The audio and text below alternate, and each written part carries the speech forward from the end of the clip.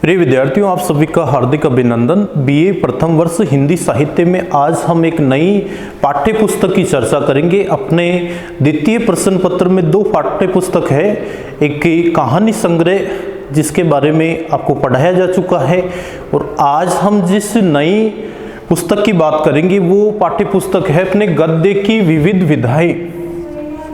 गद्य की विविध विधाएं, इसमें अपने 6 अध्याय है अपने पाठ्यक्रम में, और हर अध्याय में अलग अलग विधा से संबंधित अध्याय इसमें शामिल किया गया है।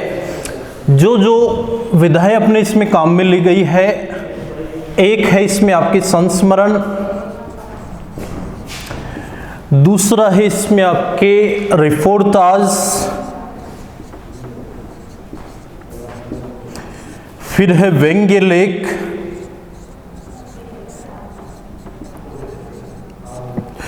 इसके बाद में है आत्मवृत्ति,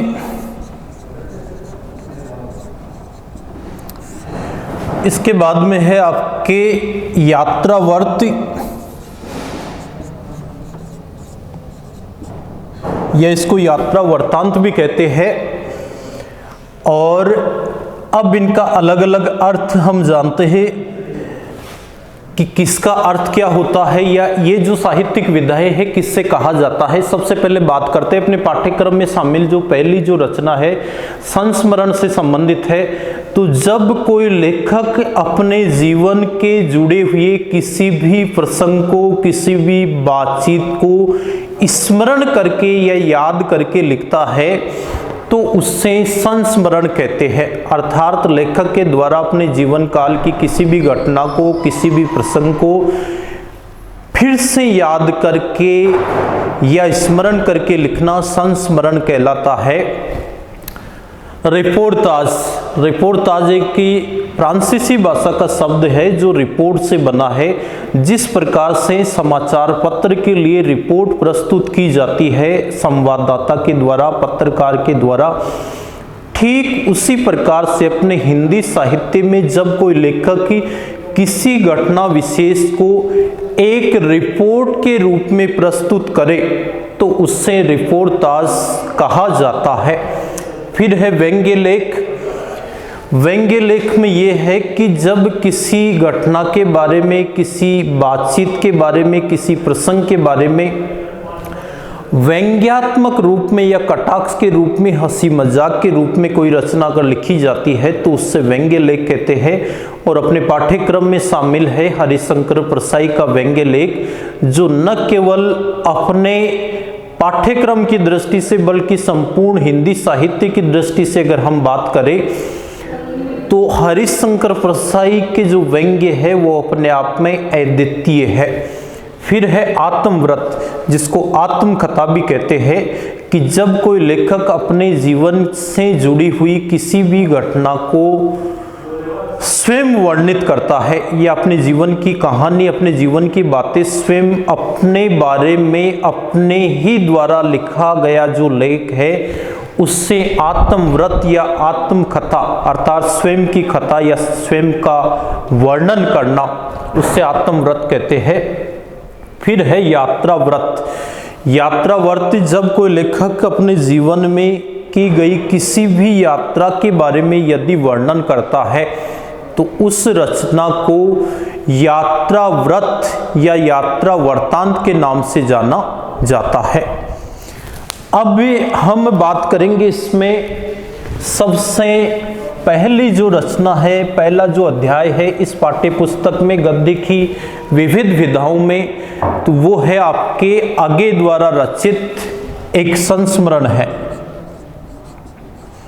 संस्मरण क्या होता है, अभी आपको मैंने बताया था कि जब कोई लेखक अपने जीवन से जुड़ी हुई किसी घटना, किसी प्रसंग या किसी बात को स्मरण करके ये याद करके लिखता है तो उससे संस्मरण कहते हैं। अब अपने कई बार रेखा चित्र और संस्मरण की बात होती है। अब रेखा चित्र और जो संस्मरण है इन दोनों को अधिकांश लोग समान मानते हैं, लेकिन ये रचनाएं समान नहीं होती है, अलग अलग होती है। एक रेखा चित्र भी अपने पाठ्यक्रम में शामिल है कि जब कोई लेखक की अपनी लेखनी के माध्यम से, शब्दों के माध्यम से किसी घटना का जीवंत वर्णन करता है और पाठक जब उसको पढ़े तो उससे ऐसे लगे कि संपूर्ण घटना को वह स्वयं अपनी आंखों से देख रहा है, तो ऐसी रचना कहलाती है रेखा चित्र, अर्थात शब्दों के माध्यम से चित्र प्रकट करना। जिस प्रकार से गणित में या रेखा गणित में अलग अलग आकृतियों के माध्यम से, रेखाओं के माध्यम से चित्र बनाए जाते हैं, ठीक उसी प्रकार से अगर कोई लेखक शब्दों के माध्यम से हमारे सामने एक जीता जागता प्रतिबिंब उपस्थित कर दे, पाठक जब उस रचना को पढ़े तो संपूर्ण रचना का, संपूर्ण घटनाक्रम की जो बातें हैं वो उसको ऐसी लगे जैसे वो कोई रचना नहीं पढ़कर स्वयं अपनी आंखों से सब कुछ देख रहा है। तो ऐसी रचना आपके गद्य में रेखा चित्र के नाम से जानी जाती है।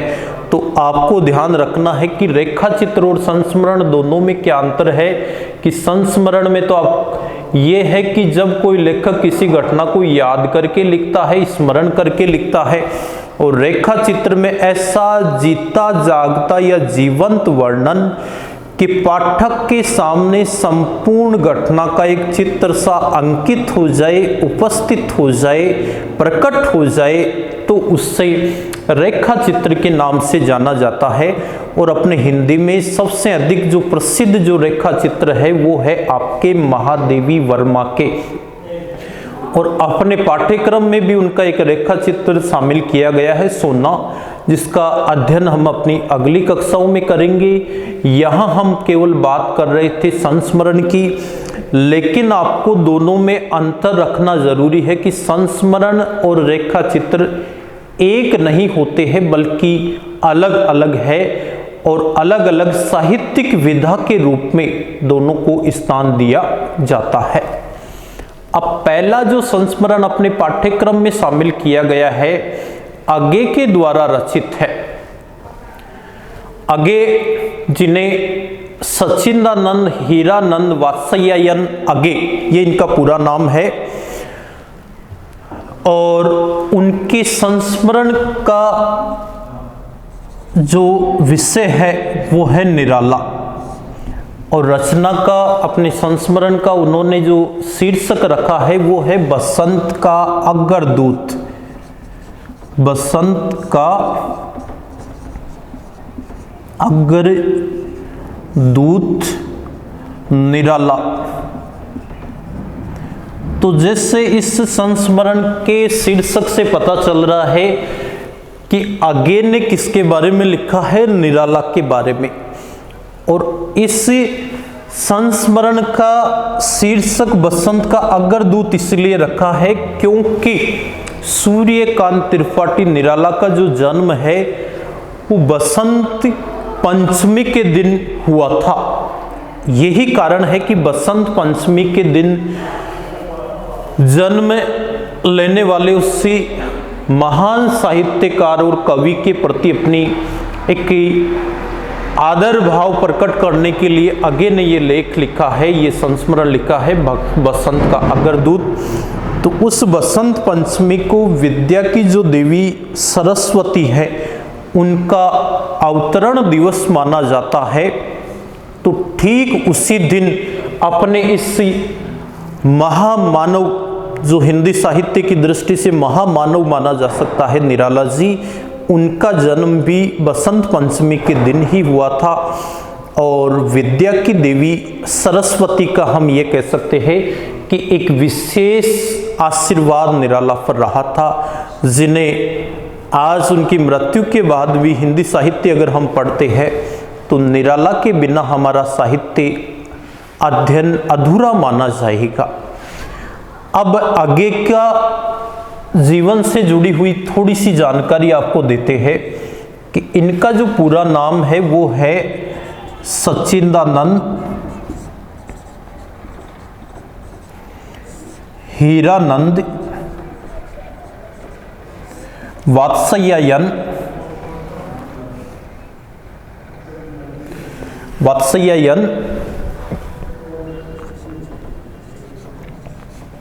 अगे। हीरानंद इनके पिता का नाम था और सच्चिदानंद इनका मूल नाम, वात्स्यायन इनका उपनाम कह सकते हैं या सरनेम। और वैसे इनका जो संक्षिप्त नाम की अगर बात होती है तो वो है अगे, जिसका शाब्दिक अर्थ होता है जिसको जाना न जा सके। अगे का जो जन्म है वो 1911 में हुआ था और मृत्यु इनकी जो है 1987 में हुई। अगे ने हर साहित्यिक विधा में विस्तृत रूप से लिखा है। अगे एक कवि से लेकर एक महान लेखक के रूप में माने जाते हैं। इन्होंने कविताएं लिखी, इन्होंने निबंध लिखे, इन्होंने कहानियां लिखी, संस्मरण लिखे, आत्मकथा लिखी, इन्होंने रेखाचित्र लिखे हैं। तो हम ये कह सकते हैं कि प्रत्येक साहित्यिक विधा पर अगे ने अपनी लेखनी चलाई है। और अपने भारत में जो साहित्य के क्षेत्र का सबसे बड़ा जो पुरस्कार दिया जाता है, ज्ञानपीठ पुरस्कार, उस ज्ञानपीठ पुरस्कार से भी अगे को सम्मानित किया गया है। इनकी जो काव्य रचना है, कितनी नावों पर कितनी बार, उसके उपलक्ष्य में अगे को ज्ञानपीठ पुरस्कार दिया गया था 1978 में। ये भी आपको याद रखना है। और इन्हें साहित्य अकादमी पुरस्कार से भी सम्मानित किया गया है, साहित्य अकादमी पुरस्कार। और ये अगे को मिला था 1964 में। उनकी काव्य रचना है आंगन के पार द्वार, उसके उपलक्ष्य में साहित्य अकादमी पुरस्कार अगे को दिया गया है। तो अगे हम ये कहा जाता है कि आधुनिक की हिंदी साहित्य में भारतेंदु हरिश्चंद्र के बाद में एक नव आधुनिक युग के रूप में, उसके प्रवर्तक के रूप में माने जाते हैं अगे, जिन्होंने विविध क्षेत्रों में अपनी लेखनी चलाई। और अगे एक विज्ञान का विद्यार्थी था, लेकिन इसके बावजूद भी इनकी साहित्यिक रुचि बहुत अधिक रही। और अंग्रेजी से एमए करने के बाद में भी इन्होंने अपने लेखन का जो माध्यम है वो हिंदी साहित्य को बनाया और अपनी मृत्यु तक अनवरत रूप से ये हिंदी साहित्य की सर्जन में लगे रहे। इसके अलावा अगे ने विविध जो विश्वविद्यालय है उनमें अध्यापन कार्य भी किया है। जोधपुर विश्वविद्यालय से लेकर विदेशों में कैलिफोर्निया विश्वविद्यालय तक इन्होंने अध्यापन कार्य करवाया है। और अगे एक घुमक्कड़ प्रवृत्ति वाले व्यक्ति थे, न केवल अपने देश में ही बल्कि विदेशों में भी इन्होंने बहुत अधिक यात्राएं की थी। और ये यात्रा इनकी हम ये कह सकते हैं कि बचपन से ही शुरू हो गई थी। क्यों? क्योंकि इनके जो पिता थे हीरानंद शास्त्री, वो पुरातत्व विभाग में नौकरी करते थे और उनका जो तबादला है वो जगह जगह होता रहा। इसलिए बचपन में ही अगे अपने पिता के साथ जगह जगह घुमक्कड़ बने रहे। और इनकी जो हम ये कह सकते हैं कि जो अध्यापन है वो भी एक जगह नहीं बल्कि विविध जगह इन्होंने अध्ययन किया और विविध जगह ही इन्होंने अध्यापन करवाया है। दूसरा, अगे एक अच्छे फोटोग्राफर भी थे अपने समय के। इसके साथ ही प्रकृति के प्रति भी जो अगे की जो रुचि है वो बहुत अधिक रही थी। और हम ये कह सकते हैं कि प्रकृति के सत्यान्वेषी थे, प्रकृति में सच्चाई देखने वाले अगे, जो हम एक यात्रा वर्त के रूप में अगर बात करें, यात्रा वर्त के लेखक के रूप में बात करें तो यात्रा वृत्तांत के रूप में भी इन्होंने अपनी विभिन्न जो रचनाएं हैं वो हम लिखी है, प्रस्तुत की है। तो अगे कुल मिलाकर हम ये कह सकते हैं कि अगे ने जब से लिखना प्रारंभ किया तब से लेकर अपनी मृत्यु तक विभिन्न प्रकार की साहित्यिक विधाओं पर इन्होंने अपनी लेखनी चलाई और हिंदी साहित्य की जो अमूल्य जो निधि है उसको बढ़ने का कार्य किया है। यहाँ अपना जो प्रतिपाद्य बिंदु है वो है आगे की एक रचना जो उनका संस्मरण है, और वो संस्मरण उन्होंने लिखा है निराला के बारे में। निराला का पूरा नाम है सूर्यकांत त्रिपाठी, लेकिन काव्य के क्षेत्र में उन्होंने बिल्कुल निराले अंदाज से लिखा है, इसीलिए निराला इनको कहा जाता है। अब आगे तो आपके जनक रहे प्रयोगवाद के जनक कौन माने जाते आगे। और 1943 में इन्होंने प्रयोगवाद प्रथम प्रकाशित किया था, तभी से प्रयोगवाद का प्रारंभ माना जाता है। फिर प्रयोगवाद द्वितीय, तृतीय और चतुर्थ 4 अलग अलग संस्मरण जो है वो प्रयोगवाद के अलग अलग हुए हैं, और सभी में आगे ने अपना योगदान दिया है। यहाँ उन्होंने निराला के जीवन से जुड़ी हुई कुछ, हम ये कह सकते हैं कि अनजाने जो पहलू है जिनसे पाठक वर्ग परिचित नहीं है, उन बातों को आगे ने यहाँ प्रस्तुत किया है।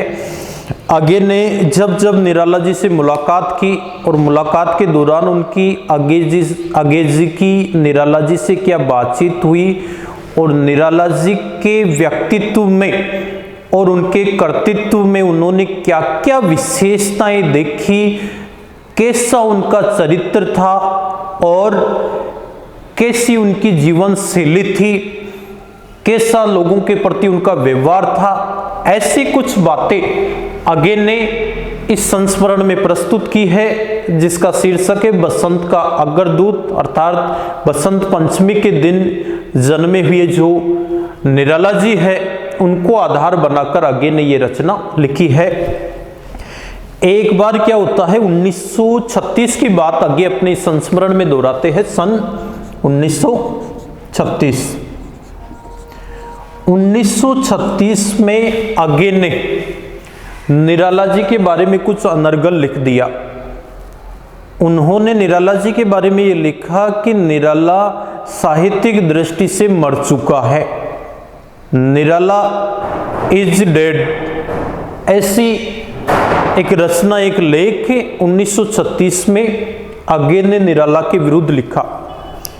अब उस समय आगे निराला के बारे में ज्यादा परिचित नहीं थे, लोगों में जो भ्रांतियां थी, लोगों से जो बातें आगे ने सुन रखी थी, उन्हीं सुनी सुनाई बातों के आधार पर उन्होंने निराला जी के बारे में उल्टा सीधा लिख दिया। अब इसकी चर्चा साहित्यकारों में बहुत ज्यादा होने लगी और आलोचना का शिकार आगे को भी बनना पड़ा कि उन्होंने निराला जी के बारे में ये अनाप शनाप जो बातें हैं वो कैसे लिख दी। एक व्यक्ति का नाम आया है इसमें, शांतिप्रिय द्विवेदी।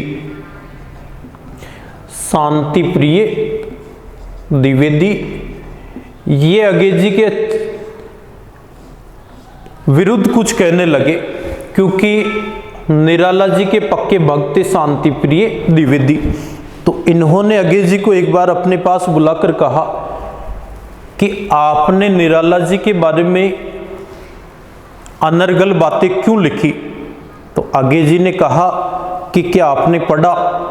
तो शांतिप्रिय द्विवेदी जी ने कहा कि मैंने तो नहीं पढ़ा, फिर आपको क्या पता कि मैंने निराला जी के बारे में क्या लिखा है।